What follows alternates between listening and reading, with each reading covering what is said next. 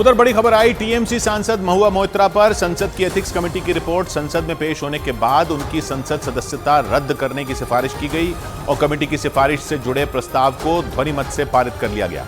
यानी पैसे लेकर सवाल पूछने के आरोपों में टीएमसी सांसद महुआ मोइत्रा की संसद सदस्यता चली गई। हालांकि महुआ मोइत्रा ने एथिक्स कमेटी के कामकाज के तरीके पर सवाल उठाए।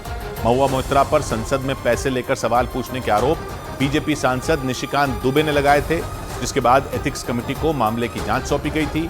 आरोपों के मुताबिक दर्शन हीरानंदानी नाम के कारोबारी के कहने पर ही महुआ मोइत्रा ने संसद में कई सवाल पूछे और संसद की एथिक्स कमेटी ने उन पर लगे आरोपों को सही माना। हालांकि महुआ मोइत्रा ने इसे सरकार की बदले की कार्रवाई बताया।